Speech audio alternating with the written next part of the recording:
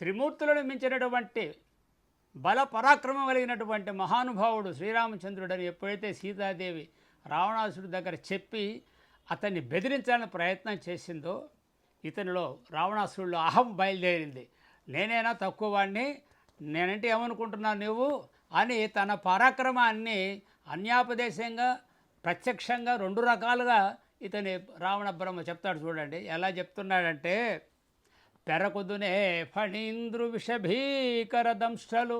ఏమి చేత నీ భర్తే మహానుభావుడా, శ్రీరామచంద్రుడే మహానుభావుడా, ఫణీంద్రు విషభీకర దంష్టలు పెరకుదునే ఆదిశేషుని యొక్క కోరలు పెరకమంటావా, ఆదిశేషుని కోరలు పెరకమంటావా అంటున్నాడు. చూడండి, నేల కృంగ చేసరతునే ఈ భూమి మొత్తాన్ని అరచేత్తో కొట్టి సముద్రంలో కలిపేటట్టు చేయమంటావా, నింగి మింగుదునే ఆకాశాన్ని మింగమంటావా, చండ దిశ గజ దంతకాండములు విరుతునే ఈ 8 దిక్కుల్లోనూ 8 ఏనుగులు ఉంటాయి, దాన్నే దిగ్గజాలు అంటారు.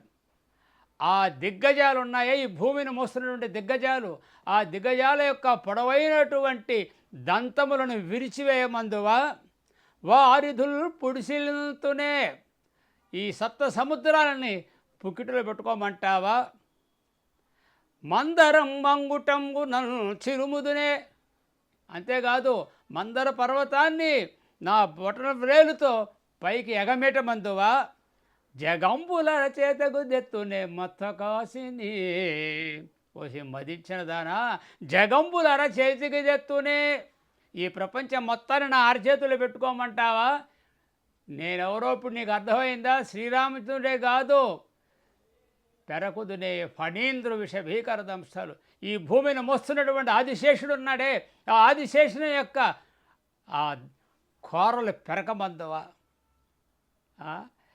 అంతేకాదు నేల కృంగచే సరతునే ఈ భూమి కింగుపోయేటట్టుగా చేత్తో కొట్టమంటావా, నింగి మింగుదునే ఆకాశాన్ని మింగమంటావా. అన్నీ ఆకాశానికి హద్దు లేదనమాట. అది ఇలా తన పరాక్రమాన్ని చెప్పాడు.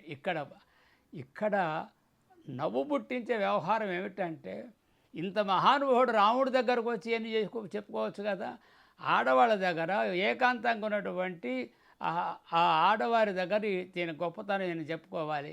అక్కడే ఆ కవి అంత అందంగా రావణాసురుడు ఎంత వెకిలిగా ప్రవర్తిస్తున్నాడో చెప్పాడు. రావణాసురుడు పెద్ద విజ్ఞాన ఖని కావచ్చు, మహానుభావుడు కావచ్చు, అది వేరు విషయం. ఒక సన్నివేశం వచ్చినప్పుడు ఆ విజ్ఞానం దెబ్బతిని ఆ విజ్ఞానం కప్పబడిపోతుంది అన్నమాట, అజ్ఞానం చేత కప్పబడిపోతుంది. అదే మాటలు వస్తున్నాయి ఇక్కడ.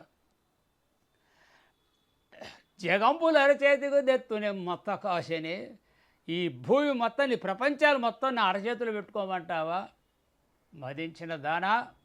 చూడండి ఎంత దుర్మార్గమైన పరస్త్రీతో మాట్లాడవలసిన మాటలా, పైగా పరస్త్రీల దగ్గర నీ గొప్పతనాలు చెప్పుకోవాలా. అప్పుడు ఇక నా నిజస్వరూపము చూడు అని తన నిజస్వరూపము 20 చేతులు 10 తలలు చూపించాడు. అప్పుడు ఆ స్వరూపం చూచి సీతమ్మ వారు మూర్ఛపోయింది. మూర్ఛపోతే అప్పుడు ఆ సీతమ్మ వారిని 2 చేతులతో రథమే తీసుకొని రథమే పెట్టుకొని ఆకాశయానంతో లంకా నగరానికి పోతూ ఉన్నాడండి. అన్నప్పుడు కొంత దూరం పోయిన తర్వాత ఆమెకు స్పృహ వచ్చింది. ఇప్పుడు బాధపడుతున్నది, నేను ఎంత తప్పు చేశాను, రాముడికి దూరం అయిపోయాను, లక్ష్మణస్వామిని దూరం నేనే చేశాను అని పశ్చాత్తప్త హృదయరాలి బోరున విలిపిస్తూ ఉందన్నమాట. అన్నా లక్ష్మణ నిన్ను పుణ్యనిధిని నేనజ్ఞానినై పల్కితిన్. అన్నా అంటే గౌరవచ్చకం. అయ్యా లక్ష్మణ, నువ్వు పుణ్యాత్ముడు అయ్యా, నేను అజ్ఞానంతో దుర్భాషలాడానయ్యా. నన్నా పాపము వచ్చి ముట్టుకొని నేను అజ్ఞానినయ్యి అయ్యా నిన్ను దుర్భాషలాడి పర్ణశాలకు దూరం చేశాను.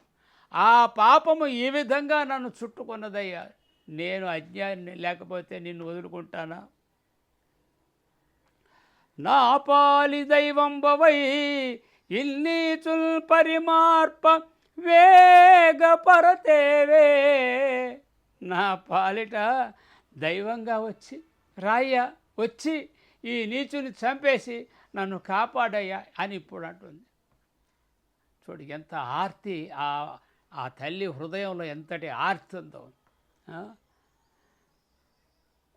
నన్ను రక్షింపవే, నన్ను కాపాడండి, కాపాడండి.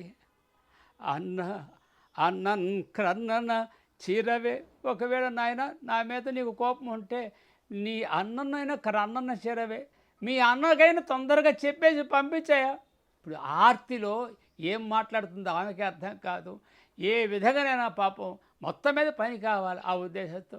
నీకు నా మీద ఇంకా కోపం తగ్గకపోతే నాయన మీ అన్నకన్నా చెప్పయ్యా. సరే పోనీ నా మీద కోపం తగ్గిందనుకో, అరుగవే నువ్వు చేయ నా మీద. చూడు ఎంత పరితాపం చెందుతుందో మహాతల్లి అమ్మవారు. అరుగవే శీఘ్రంబునన్, వెంటనే వచ్చి నన్ను కాపాడయ్యా. అలా వెళుతూ ఉంటే జటాయువు చూశాడు. జటాయువు కనుక్కున్నాడు సీతాదేవిని తెలుసు ఆయన. తెలిసిన తర్వాత అప్పుడు జటాయువు అడ్డగించాడు. జటాయువు జనక మహారాజు బాగా స్నేహం వాళ్ళిద్దరికి. ఆమె తెలుసు మొదటి నుంచి కూడా. రావణాసురుడికి తెలుసు జటాయువు ఎంత గొప్పవాడు రావణాసురుడికి తెలుసు. అందుకని జటాయువు అడ్డం వచ్చేసాడు. అయితే జటాయువు వృద్ధుడైపోయి ఉన్నాడు, పాపం వృద్ధుడైపోయి ఉన్నాడు. చూస్తూ ఉన్నాడు, ఈవెన్ తీసుకుపోవడానికి లేదు, ఇక్కడ వదిలిపెట్టి వెళ్ళిపో, లేకపోతే నువ్వు చచ్చిపోతావు, రాముడి చేతిలో చచ్చిపోతావు, లేదా నా దగ్గర నుంచి తప్పించుకోలేవు అని అన్నాడు. అప్పుడు రావణాసురుడు జటాయువు ఇద్దరికి సంకులమైన సమరం జరిగిందనమాట. అద్భుతమైన యుద్ధం అన్నమాట. వాళ్ళిద్దరే కింద దిగింది, రథం దిగింది ఆమె ఒక చెట్టును ఖర్చుకొని ఉందన్నమాట. చెట్టు పాపం ఆ మహాతల్లి అమ్మవారు. యుద్ధం జరిగింది. జటాయువు రావణాసురుడు రథాన్ని ముక్కలు చేసేసాడు. ముక్కలు చేసేసాడు రావణాసురుడి రథాన్ని జటాయువు. తరువాత తన గోళ్లతో ముక్కుతో రెక్కి ఆ రావణాసురుడి శరీరం అంతా కూడా తూట్లు పొడిచినట్టుగా రక్తం స్రవిస్తూ ఉంది. అంత గొప్పగా నిలువరించాడు అనమాట రావణాసురుడిని. ఆయన ముల్లోకాన్ని జయించినట్టు ఆయనైనా సరే జటాయువు ఉన్నాడు, చాలా వృద్ధుడు. అతని బాగా అంటే రాముని యొక్క బంటులాగా ఉన్నటువంటి వాడు జటాయువు. పాపం ఆయన తన శక్తి కొలది పోరాడాడు. పోరాడి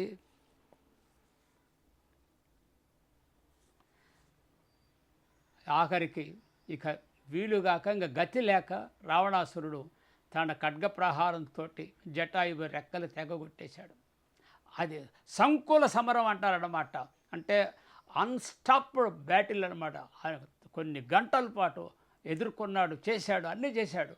కానీ రావణాసురుడు కొంచెం జటాయువు కంటే చిన్నవాడు కాబట్టి ఆ చిన్నతనంలో వలిచినటువంటి బలం ఉంది కాబట్టి ఆ బలంతో ముసలివాడైన జటాయువుని చేత ఎన్ని దెబ్బలు తిన్నా కూడా చివరికి విధి లేక రావణాసురుడు తన ఖడ్గంతో ఆ ఖడ్గ ప్రహారంతో జటాయువుని రెక్కలు తెగొట్టేశాడు. ఆ విధంగా మళ్ళా సీతమ్మ వారిని ఇక రథం తుత్తునేలైపోయిందనమాట. భుజాన వేసుకొని ఆకాశ గమనంలో వెళుతూ ఉన్నాడు. అప్పుడు కింద అందరూ చూస్తూ ఉన్నారు, అరణ్యంలో ఋషులు చూస్తూ ఉన్నారు. బ్రహ్మ చూశాడు. బ్రహ్మ చూసిన తర్వాత ఒక్కటే ఆయన అనుకున్నాడు, అంటే బ్రహ్మకుడి మనవడే కదా అనుకున్నాడు, ఇది రావణాసురుడికి ఈరోజు మూడినది, అయిపోయింది, లంక నాశనానికి వచ్చేసింది, కాబట్టి వీడి దుర్మార్గమైన పని చేస్తున్నాడు అన్నప్పుడు అందరూ బ్రహ్మ రాసిన రాత అంటాడే, ఆయన రాయడం కాదు, ఇప్పుడు నోటితో మాట్లాడేశాడు. అయిపోయింది, బ్రహ్మ రాసిన రాత కాదు, పలికిన మాటే అది అతని నొసటి రాతగా మారిపోయింది అన్నమాట.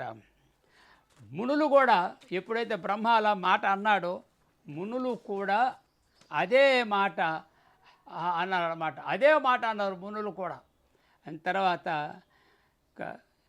సీతాదేవి పరిస్థితి ఎలా ఉందంటే ఆమె భుజాన వేసుకొని పోతూ ఉన్నాడు ఆకాశ మార్గంలో పోతూ ఉంటే, రాముని బాసిన కథమున రామారత్నమగు సీత రమ్యాననము భుజాన్ని వేసుకొని పోతూ ఉంటే రామునికి దూరమైన దానివల్ల రామారత్నము స్త్రీలలో శ్రేష్ఠురాలు ఆమె మహాతల్లి సీతమ్మ వారు అంటాం మనం మహాతల్లి.